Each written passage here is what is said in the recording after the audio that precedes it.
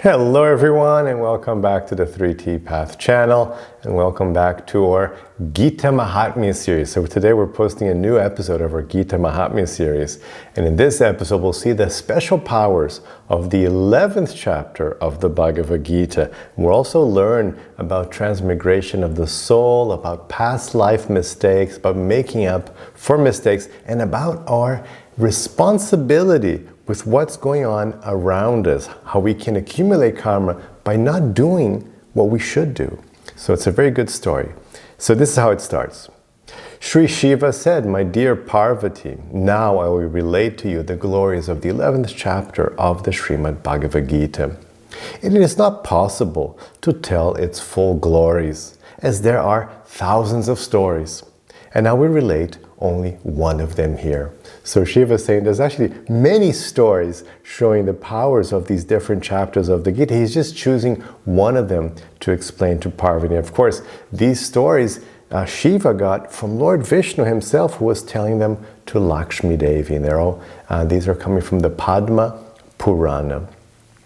And if you want to watch all the other episodes, we already have a website online called GitaMahatmya.com. We set it up with this entire series on a separate website, GitaMahatmya.com. So please check it out and share it.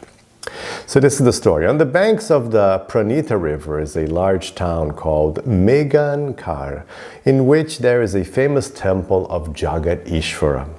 Jagat Ishvara is holding in his hand a bow. In that town of Megankar, there is a pure Brahmana called Sunand, who was a brahmachari his whole life. So Sunand, he's a celibate monk basically, he's a celibate, and he's dedicating his whole life just to worshiping the Lord in the temple. Sunand would sit in front of Sri Jagat Ishvara and recite the 11th chapter of the Bhagavad Gita and remember the universal form of the Lord. So just so it makes sense to tell you now, the 11th chapter of the Bhagavad Gita is where Krishna shows his universal form, the Virat Rupa. He shows his universal form to Arjuna, who wants to see how God is everything, how God penetrates everything. So Krishna shows him. It's a very famous, dramatic part of the Bhagavad Gita. So it's this form of God pervading all that is. So Sunand really liked that, and he would meditate on that form all day long. By reciting the 11th chapter of the Bhagavad Gita, he gained complete control over his senses and was able to remember Sri Jagadishvara continuously. So of course, if you're chanting Bhagavad Gita, you will definitely maintain your focus on God. You'll definitely remember Krishna all the time. It's impossible not to. That's one of the greatest advantages of it. Once that pure Brahmana Sunand went on a tour of the holy places on the banks of the Godavari River. He visited all the sacred places, starting with Viraj Tirtha. In all the places he visited, he bathed and took darshan of the presiding deity. One day he reached a town called Vivaha Mandap. Along with his associates, he searched for a place to stay, and eventually in the middle of that town they found a Dharma Shala. So Dharma Shala is a place for pilgrims to sleep over. It's kind of like a hotel for pilgrims, where they all took rest for the night. When Sunand woke up in the morning, he found that all his associates had left. He was alone. He woke up alone in this Dharmashala. While searching for them, he met the headman of the town, who immediately fell at his feet and said, "Oh, great sage, I cannot say where your associates have gone, but I can tell you that there's no devotee equal to you. I have never seen anyone as pure as you. Oh, my dear Brahmana, I am begging you to stay in this town."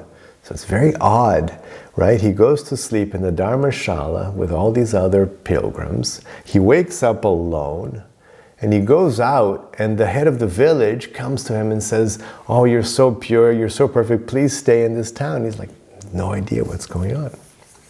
When Sunand heard the humble request of the headman of the town, he decided to stay for some days.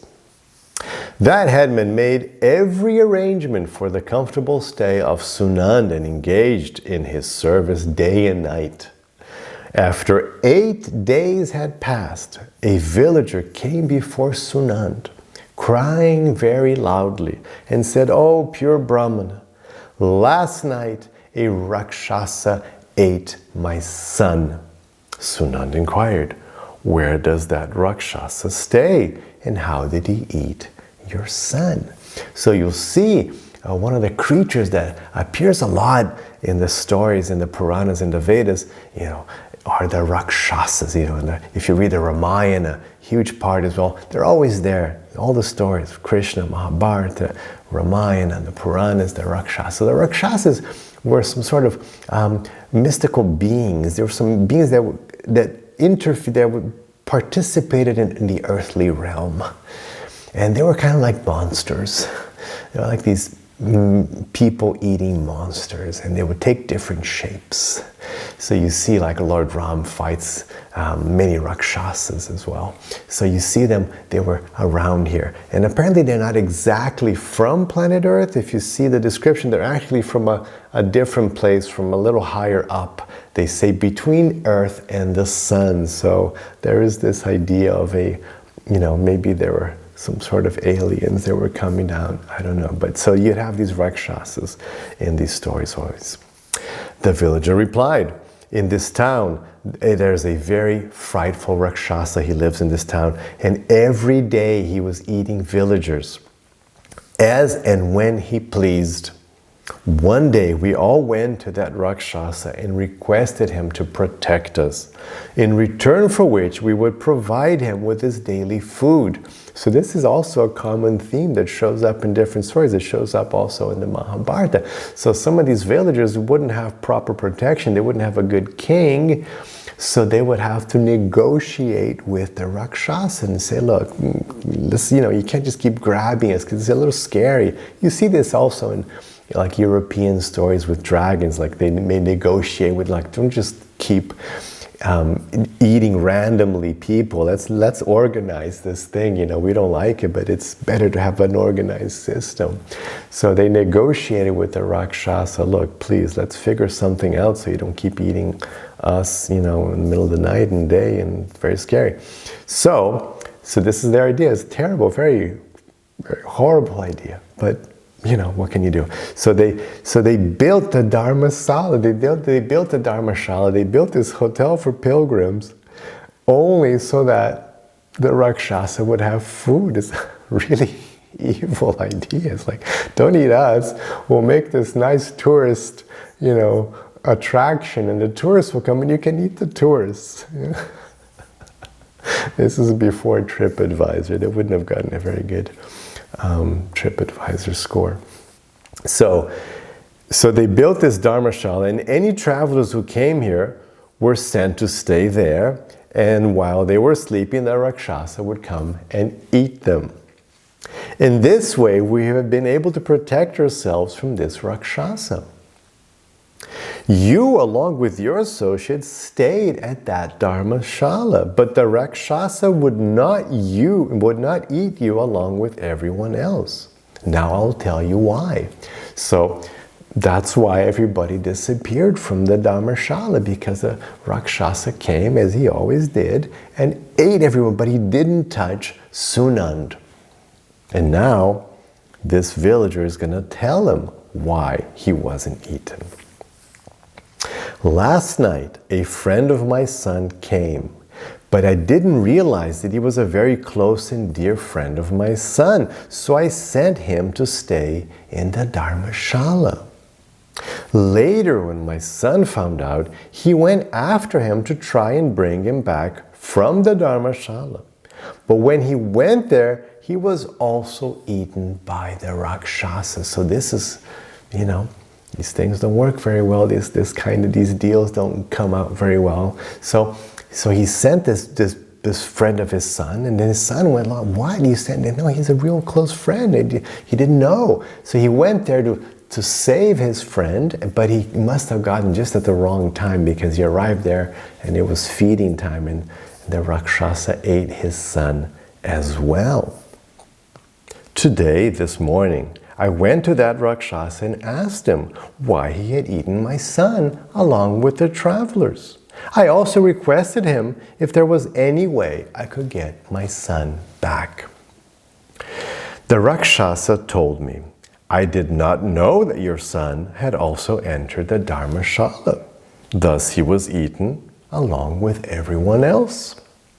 As far as getting him back, that will be possible when I'm freed from this Rakshasa body, which will be possible by the mercy of a person who recites the 11th chapter of the Bhagavad Gita daily. So, we're learning that we're going to find out that this Rakshasa form in this is kind of a mystical. So like when he eats someone, he doesn't really tear them to pieces and destroy the body. They get consumed in a certain way, which can be recovered. So he says, look, I'm in this form, and I can be freed from this by someone who recites the 11th chapter of the Bhagavad Gita. So now we're going to learn about how he became a Rakshasa. Right now, the Rakshasa said, there is a Brahmana staying in this town who had stayed at this Dharmashala, but I did not eat him because he daily recites the 11th chapter of the Bhagavad Gita. If he daily recites the 11th chapter of the Bhagavad Gita 7 times and then sprinkles water on me, then I will be able to get free from this curse of this Rakshasa body. Sunand inquired from the villager, what sin did this person perform to attain a Rakshasa body?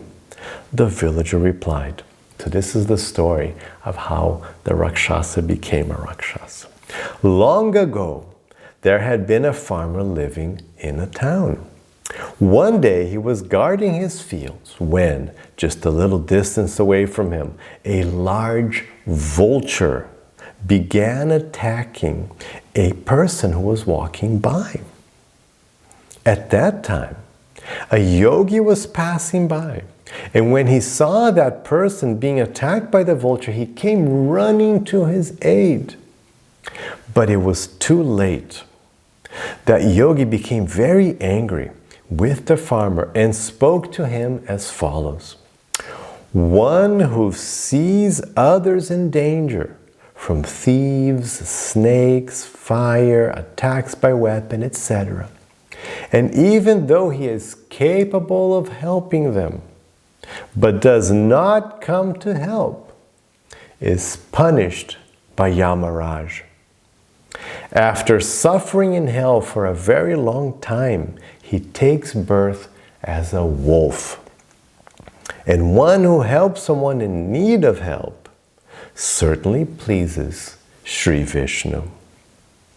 One who attempts to save a cow from the hands of a ferocious animal, a low-class man, or a wicked ruler attains Sri Vishnu.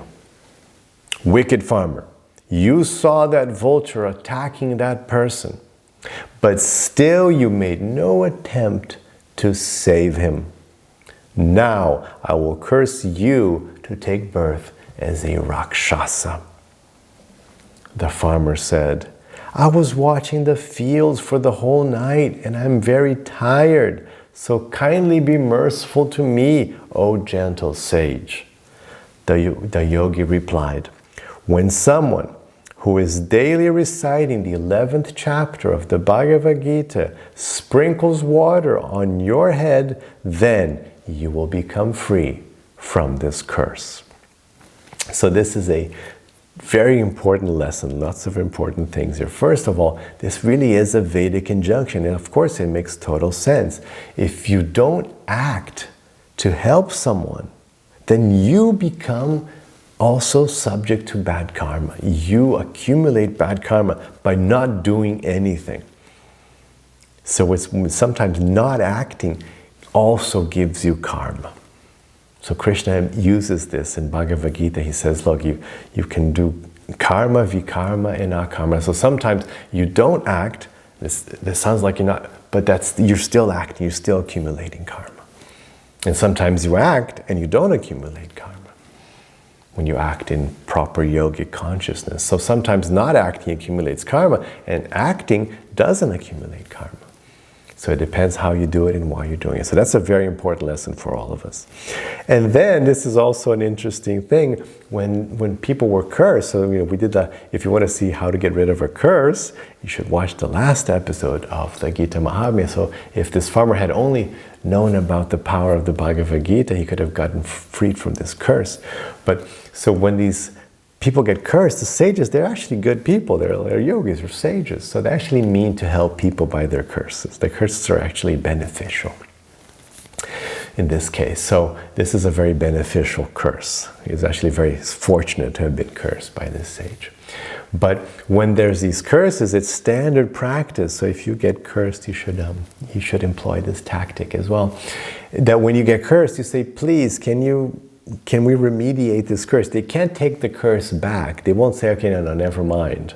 They won't take it back, but they can amend the curse. So in this case, they're like, okay, well, the amendment is, when somebody who's been chanting the 11th chapter of the Bhagavad Gita sprinkles water on you, then you're freed. So there was an amendment. The villager said, my dear Sunand, with your hand, kindly sprinkle water on the head of the Rakshasa. After hearing that story from the villager, Sunand went along with him to the place where the Rakshasa was staying. And while he was reciting the 11th chapter of the Gita, he sprinkled water on his head. The Rakshasa immediately attained a armed form like that of Sri Vishnu. He was liberated. Not only he, but all the thousands of people he had eaten also attained a four-armed form like that of Sri Vishnu. Then they all sat down in the flower airplane which had been sent to take them all to Vaikuntha.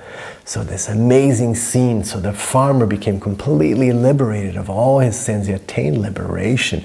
And everyone he had touched, everyone who had eaten, they must have been, maybe they were hanging around in their subtle bodies or something, because they were cursed, like you see, even in movies, people who are attacked by, vampires, they kind of stay around. So they were all staying around somehow, and they all get liberated by the power of the 11th chapter of the Bhagavad Gita. So they're all there. This giant flower airplane comes to take him back to God, back to Vaikuntha. Giant scene. And look at this. Seeing those amazing events, the villager inquired from the Rakshasa which one was his son. Because he couldn't even tell, because they had all attained these other forms.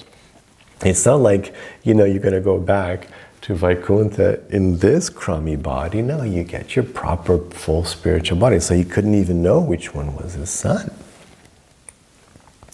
The Rakshasa started to laugh and pointed at one of those thousands of beautiful persons sitting in the transcendental airplane and replied, that one is your son.